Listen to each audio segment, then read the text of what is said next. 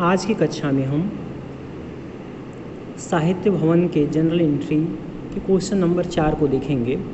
रमेश की पुस्तकों में निम्नांकित सौदों के लिए जनरल लेखे करना है। देखिएगा, रमेश ने 7,000 के नकद और 8,000 के माल से अपना व्यापार शुरू किया। देखिएगा, इसको हल करने के लिए हम क्या करते हैं,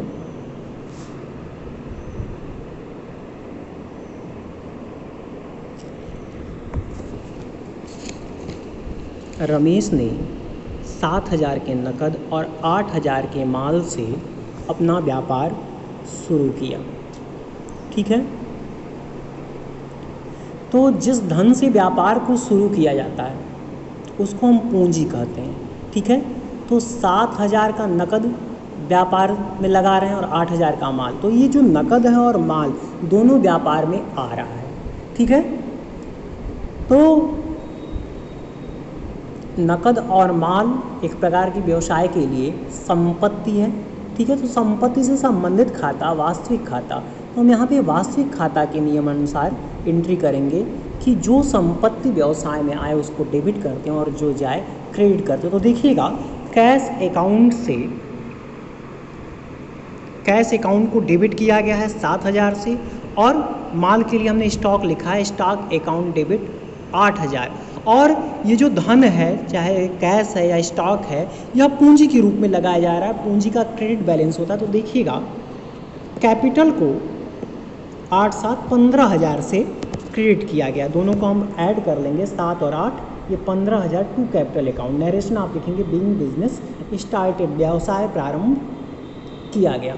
ठीक है, आगे देखिएगा, दूसरा है गेंदा सिंह से 9,000 की कीमत का माल खरीदा।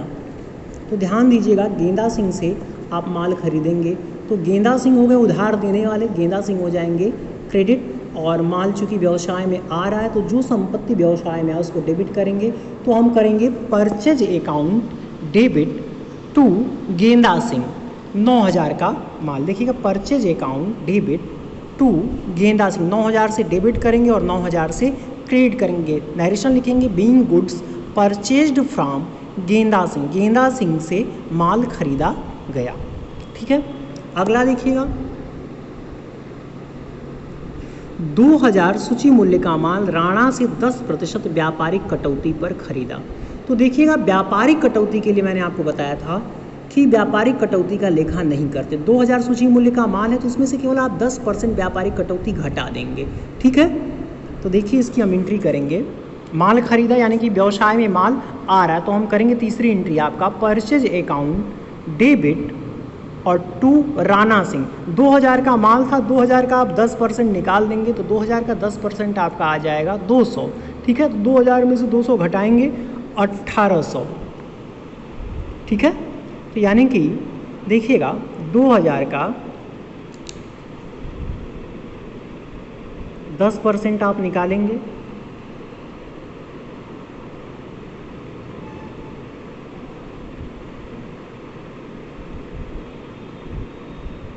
ठीक है, 200 बचा, 2,000 में से आप 200 घटा देंगे तो ये आपका आ जाएगा 1,800 से परचेज अकाउंट को डेबिट करेंगे और राणा सिंह को 1,800 से हम क्रेडिट करेंगे। नरेशन लिखेंगे being goods purchase from Rana at the rate of 10% trade discount.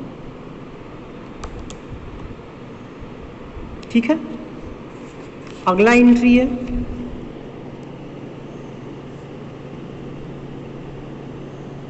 Office प्रयोग के लिए फर्नीचर बनाने हेतु 300 मजदूरी के दिए।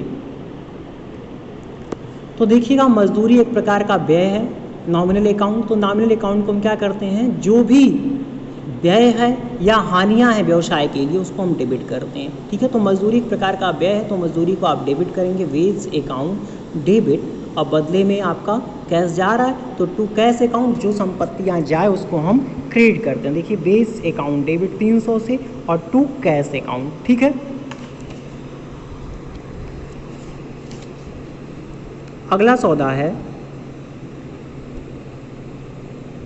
वेतन के 200, मजदूरी के 100 और किराए के 150, कार्यालय व्यय के 300, बीमा के 280 रुपये दिए। तो देखिएगा,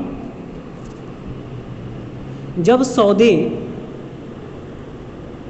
एक ही प्रकार के हो ठीक है, और एक ही तिथि के हो, ठीक है। अब यहाँ देखिएगा वेतन भी व्यय है, मजदूरी भी व्यय है, किराया भी व्यय है, कार्यालय भी व्यय है, और इन सबको हम डेबिट करते हैं, ठीक है। और वेतन कैश के रूप में दिया जा रहा है, मजदूरी भी आपका कैश के रूप में दिया जा रहा है, किराया भी आप कैश के रूप में देंगे, कार्यालय व्यय का भुगतान भी आप कैश के रूप में करेंगे, बीमा को भी 280 रुपया कैश देंगे, ठीक है।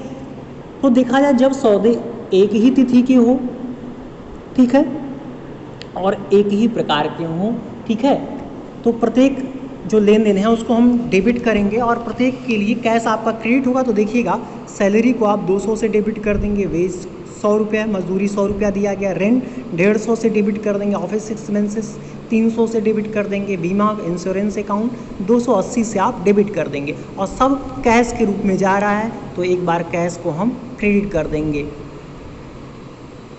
ठीक है, टू कैश अकाउंट। इन सबको आप जोड़ लीजिए, 200, 100, 150, 300 और 280, इसको आप जोड़ेंगे आपका आ जाएगा 1030। Being salary, wage, rent, office expenses, insurance expenses paid, ठीक है, वेतन, मजदूरी, किराया, ऑफिस एक्सपेंसेस और इंश्योरेंस एक्सपेंसेस का भुगतान किया गया, ठीक है। अगला देखिएगा, क्लर्क ने कार्यालय से 700 चुरा लिए। तो देखिएगा ये भी एक प्रकार का व्यय है, ठीक है। तो चोरी के लिए हम लिखते हैं लॉस बाय थेफ्ट अकाउंट। तो loss by theft account debit, और कैश चुराया है, बदले कैश आपका गया तो जो संपत्ति आ जाए उसको हम क्रेडिट करेंगे। Loss by theft account debit 700 से टू कैश अकाउंट 700, ठीक। और अंतिम सौदा है, अपनी मकान के मरम्मत के लिए 100 रुपये का आहरण किया। तो आहरण को हम डेबिट करते हैं, तो ड्राइंग अकाउंट डेबिट, और बदले में कैश जा रहा है तो कैश को हम क्रेडिट करें, drawing account debit 100 to cash account 100 से, ठीक है। Being ₹100 drawing for repairing of own house. देखिए जब व्यवसाय से निजी कार्य के लिए कोई धन निकाला जाता है तो उसको हम आहरण कहते हैं, ड्राइंग कहते हैं, ठीक है। तो आज के लिए बस इतना है।